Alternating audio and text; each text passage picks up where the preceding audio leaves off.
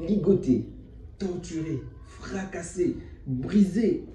En fait, il y a tellement de mots pour dire de quelle manière on nous a vraiment fait du sale aujourd'hui. Vraiment du sale. Salut les amis, j'espère que vous allez bien. Si vous êtes comme moi fan du Barça, certainement c'est une soirée catastrophique. Mais bon, on s'y attendait un tout petit peu. Je sais qu'il y a énormément de choses à dire pour se justifier comme quoi c'était pas la principale équipe, c'était une équipe remplaçante pour préserver des joueurs pour le prochain match qui est beaucoup plus important. Mais on a fait en fait, la performance, particulièrement celle de la première période, ne peut en aucun cas, je répète, en aucun cas justifier cela. En deuxième période, je peux encore accepter qu'on se fasse battre. Peu importe l'équipe qu'on est, même Pep Prime perdait des matchs. Pour moi, c'est correct de perdre un match de temps à autre. Ça arrive à n'importe qui. Mais sortir la performance de cette première période, c'est catastrophique. Vraiment catastrophique. À vous de voir. Mais quelle bande de tocards! Waouh! En fait, je suis partagé dans pas mal d'émotions. Comme la plupart d'entre vous, je voulais moi aussi qu'on opère des remplacements, qu'on laisse certains joueurs se reposer, principalement Yamal et Rafinha. Ce qui me fait mal, ok, c'est de voir la performance que l'on a livrée en première période et le coach s'est permis de laisser certains joueurs. Vraiment, ça m'énerve. Le premier point. Le deuxième point, à quoi ça sert de porter le maillot du Barça? Vraiment, à quoi ça sert de porter le maillot du Barça? On te fait jouer aujourd'hui et tu nous sors ce genre de performance. Mais c'est pas possible, c'est pas possible. Un joueur comme Pablo Torre, je peux comprendre. Ok, il a été nul aujourd'hui, je précise qu'il a été nul. Gérard Martin, j'ai du mal à le comprendre. Bien évidemment, lui également, c'est cette année qu'on l'a lancé. Il revient de la Masia. Il y a plein de choses à dire, mais depuis le début de la saison, il a quand même joué pas mal de temps de jeu. Et toutes les fois qu'il est sur le terrain, plus nul que lui, tu meurs. Vraiment, tu meurs. Dominguez, exactement de la même veine que Martin. Ces deux défenseurs, dès qu'ils sont sur le terrain, je te promets que notre ligne défensive n'existe pas. On n'a pas de défenseur. Donc, lorsqu'on nous met 4 défenseurs, à côté, tu as Martin du côté gauche. Ensuite, tu as Dominguez dans l'axe. Sache que tu ne joues pas avec 4 défenseurs, mais avec 2. Ils sont tellement nuls. Bon sang. Les faire jouer 4 dernières minutes comme la fois dernière ne me pose aucun problème. Même lorsqu'ils commettent des fautes, je comprends parce qu'ils rentrent en fin de match. Ce sont de jeunes joueurs, il leur faut du temps. Mais les faire jouer, les faire titulariser dans un match, vraiment, c'est digne d'un terrorisme. Vraiment, ils sont des terroristes, vraiment. De toutes les manières possibles, ils se font prendre. De toutes les manières possibles, ils n'ont aucune efficacité face aux adversaires. Ils ne sont là que pour, je ne sais pas, pour qu'on puisse dire qu'on a 11 joueurs sur le terrain, sinon ils ne servent à rien du tout. À rien du tout. Mais je ne peux pas les en vouloir parce que ce sont des jeunes joueurs par rapport aux autres. Ok, lorsque je pense à des joueurs, je vais y revenir les amis. Lorsque je pense à des joueurs comme Ferran Torres, j'ai des maux de tête de toutes les manières possibles. Ce mec qui est au Barça depuis un certain temps. Et tout ce qu'il me donne, vraiment tout ce qu'il me donne, ce sont des maux de tête. Mais Ferran Torres, s'il te plaît, demande un transfert, même gratuitement, tu vas nous rendre service. Même en tant que ramasseur de balles à Barcelone, tu n'as pas le niveau. Même pour être un simple ramasseur de balles, il n'a pas le niveau. Comment vous vous attendez à ce qu'il puisse être titularisé? Je n'ai pas compris pourquoi Fati n'a pas joué aujourd'hui. Aujourd'hui, c'est un jour idéal. On joue contre une équipe qui ne commet pas des fautes graves, ok. On veut reposer pas mal de joueurs, ok. Pourquoi on met Ferran Torres à la place de Fati? Surtout lorsque on a Ferran Torres et Lewandowski. Lorsque les deux sont là, en fait, ils ne servent à rien. Ils se matchent sur les bornes. Ils ne se font pas des passes. En fait, il n'y a rien entre les deux. Aucune combinaison. Pourquoi mettre les deux ensemble? Je ne comprends pas ça, flic. Ça, je ne le comprends vraiment pas. On peut bien évidemment parler des remplacements tardifs. Mais avant cela, pourquoi mettre Ferran Torres alors que toutes les fois qu'il entre, toutes les fois que le mec a les pieds sur le terrain, on est tous certains d'une chose, il ne faudra rien du tout. Oh,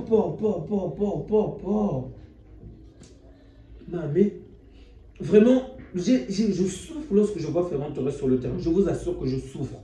Parce que je sais que lorsqu'il est là, je suis toujours déçu. Je me souviens de lui depuis le match qu'on avait joué contre Francfort. Depuis ce match-là, j'avais compris que Ferran, on avait perdu contre Francfort. On s'était fait éliminer en Europa League. La première saison, On avait livré 3 passes. Le seul, le gardien, le poteau, le mec a raté 3 fois successivement. J'avais compris. À la fin du match, il avait pleuré, tout. Ok, j'ai eu pitié parce qu'il a pleuré, mais ce jour-là, j'ai compris que ce gars-là ne vaut rien. En fait, il n'a pas le niveau pour jouer chez nous. Et là, je suis même gentil, j'emploie les mots doux.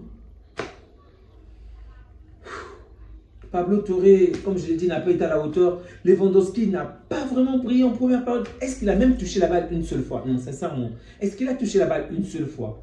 Je ne m'en souviens pas. Et même de la surface adverse, on n'a eu aucune frappe en première période. Des coups de tête, ok, il y en a eu 2 ou 3. Mais aucune frappe. Mais même avec Xavi, je ne me souviens pas, je répète.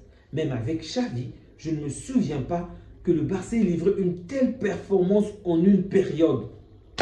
C'est pas croyable. Depuis le début, je le disais, que cette équipe, notre équipe ne m'inquiète pas en tant que telle. Le Barça ne m'inquiète pas. On a une bonne équipe, on a un bon niveau, un bon coach. Mais je le disais depuis très longtemps, on n'a pas du tout une profondeur de banc. On n'a pas du tout un banc de touche. Donc, les choses qui m'inquiètent, ce sont soit les blessures de nos principaux joueurs, le premier point, ou encore qu'on fasse ce genre de match. En gros, qu'on fasse reposer la première équipe pour mettre la deuxième équipe. Et on se rend compte qu'on est dans 2 univers complètement différents parce que notre équipe 2 est merdique, vraiment merdique. Qu'on prenne une équipe de la 2e ou de la 3e division du Sénégal ou même d'un club sénégalais, les performances seront largement meilleures que celles du Barça. Pour Victor, bravo! Première titularisation, premier but. C'est vrai, vous allez peut-être dire qu'il est fautif sur le 2e but du Barça, mais en vrai, ce n'est pas sa faute. Hein? C'est une erreur d'arbitrage. Il y a eu une faute sur lui, l'arbitre ne l'a pas vu. Et vraiment, s'il vous plaît, ne vous plaignez même pas de l'arbitre qu'il y a eu une faute ou quoi que ce soit. Non, on est tous d'accord. Si vous suivez le sport depuis très longtemps, vous savez que généralement, l'arbitre qui est très proche du joueur ne voit vraiment pas des fautes. En fait, plus je suis proche de vous, plus les petits contacts, les petites fautes, c'est parfois difficile à voir. C'est souvent des personnes qui sont beaucoup plus éloignées, qui ont un regard sur la situation. Donc, l'arbitre, je ne peux même pas l'en vouloir sur cette faute. Ok, on pourrait peut-être se plaindre sur celle sur Yamal dans la surface, mais comme pour moi, encore, c'était trop faible pour siffler le penalty en notre faveur. Donc, dans l'ensemble, je ne peux pas vraiment en vouloir à l'arbitre. Ok, pour moi, il a été correct. Ok, il a été correct.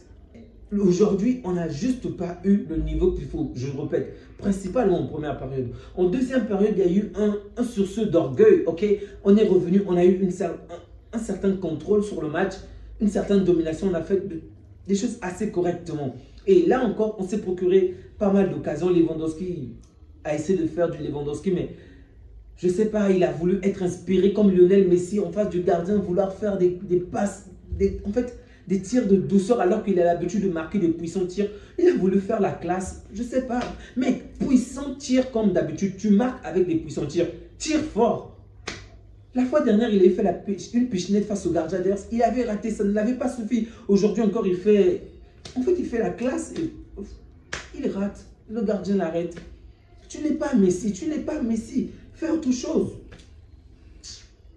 Il y a une chose que je n'ai pas comprise. Ok, on peut dire que Ferran Torres a fait une passe à Lamine Yamal et Lamine Yamal a marqué. Mais en vrai, on sait tous que c'est Lamine Yamal qui a tout fini par lui-même. Ferran Torres s'est procuré 2 bonnes occasions en première période face au gardien adverse. Il n'a rien foutu. Un contrôle catastrophique. Un joueur professionnel de football qui ne sait même pas contrôler la balle. Bref, je ne vais même pas l'en vouloir.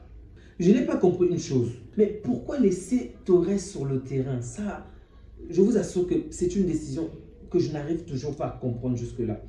Vraiment. Parce qu'il ne sert à rien.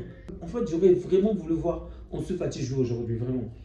Malheureusement, ce n'est pas du tout la décision du coach. On a sorti Paul Victor qui faisait jusque-là de très bonnes choses, je précise. Hein. De son côté, il faisait de très bonnes choses. Pablo Torre n'a pas été bon aujourd'hui, mais il sait déstabiliser les joueurs. Paul Victor n'a pas été brillant aujourd'hui, surtout en première période, mais il sait dribbler, il sait effacer les joueurs. En fait, tous ces joueurs ont des qualités, certes. Ils ont manifesté des limites aujourd'hui, mais ils ont des qualités. Mais Ferran Torres, quelle est sa qualité? Je ne comprends pas. On a sorti Lewandowski et donc on s'est privé d'un neuf. Ok. On a vu de quelle manière, même on réussit à se procurer des occasions. On a réussi à se procurer des occasions dans la surface adverse. Mais qui devait terminer les actions? Koundé. Mais Koundé n'est pas un neuf. C'est normal qu'il ne parvienne pas à marquer de la tête. C'est pas son pied. Le mec parcourt je ne sais pas combien de mètres pour se retrouver dans la surface et vous vous attendez à ce qu'il fasse un bon contrôle. Mais c'est normal que son contrôle ne soit pas bon parce qu'il a déjà couru, il est déjà épuisé. Et donc, dans la finition de l'action, il n'a même plus assez de force pour terminer l'action qu'il faut parce qu'il n'est pas neuf. Un gars comme Torres que vous laissez sur le terrain, ok, mais mec, va devant, va en pointe, va terminer l'action. Mais non, Ferran Torres est trop bon pour faire ce genre de choses. Sa place est derrière, où il ne faut absolument rien. Olmo me manque, Vraiment, j'ai hâte qu'il revienne. J'ai hâte que pas mal de joueurs reviennent pour que notre équipe puisse être vraiment sur une lancée complètement différente parce que ça fait quand même mal. Sur 11 joueurs, on a quand même 11 principaux joueurs, on a quand même 8 qui sont blessés. C'est quand même important. Et lorsque tu vois ce banc de touche, tu ne peux qu'être choqué par le niveau médiocre. Et jusque-là, je n'ai même pas encore parlé du gardien. Je ne sais pas. J'ai du mal à l'en vouloir aujourd'hui, vraiment. Parce que, il faut être sincère, ok? Même lorsqu'on a un bon gardien et que la ligne défensive est pratiquement inexistante comme dans ce cas parce que l'adversaire faisait, sur son première période, faisait constamment la même chose. Lancer la balle directement en avant et nos joueurs étaient tellement en avant, nos défenseurs étaient tellement devant que facilement la balle pouvait se retrouver dans leur dos et donc les défenseurs n'avaient qu'à courir. Heureusement qu'aujourd'hui, Peña a joué assez en avant et donc il venait pour contrôler la balle. Et donc sur ce point, c'est quand même assez intéressant de sa part, même s'il y a quand même des limites dans ses sorties.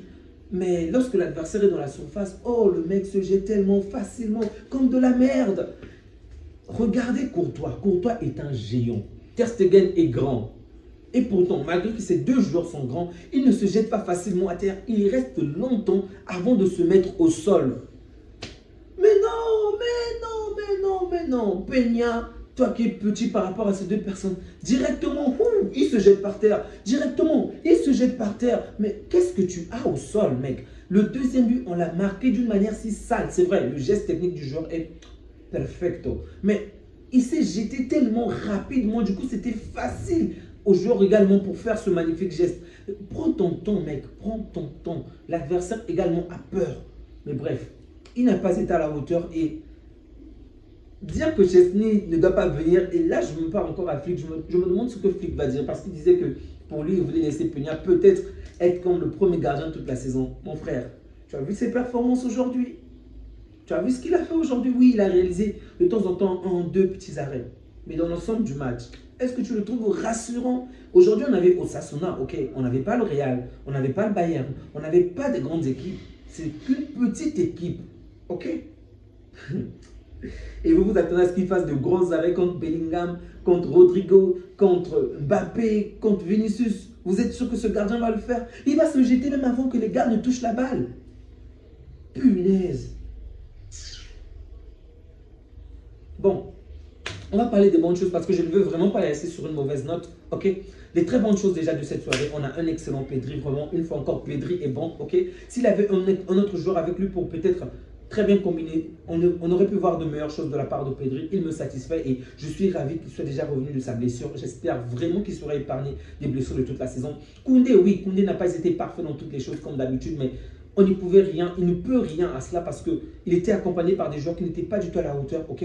Je ne peux pas énormément vouloir à Flick parce qu'on a un bon de touche qui est très très jeune, ok? Il a eu trop, en fait, un essai trop brusque, on va dire, mais il ne peut pas faire grand chose. Comme je l'ai dit, on n'a pas un bon de touche qui est assez profond. On a pratiquement que 11 joueurs. Une fois que ces 11 joueurs ne sont pas là, on n'a plus rien. Donc, il a essayé avec ce qu'on avait.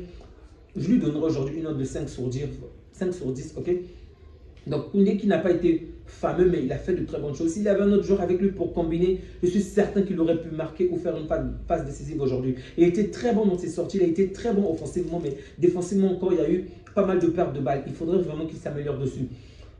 En attaque, je dirais que, une fois encore, Hector Ford a fait un match plutôt intéressant pour une première titularisation. Ce n'est pas brillant, mais c'est plutôt pas mal. Donc, pour moi, Hector Ford a fait le match qu'il fallait. C'est un jeune joueur, donc je ne pourrais même pas l'en vouloir.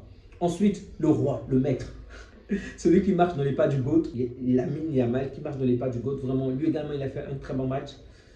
Bon, il a essayé de faire comme il se doit. Il a essayé de donner un meilleur visage, mais ce n'était pas suffisant déjà. Le temps de jeu n'était pas assez lent. L'adversaire a quand même bien joué la carte défensive. Et même dès qu'il pouvait se relancer, on s'accrochait sur lui, donc il ne pouvait pas faire grand-chose.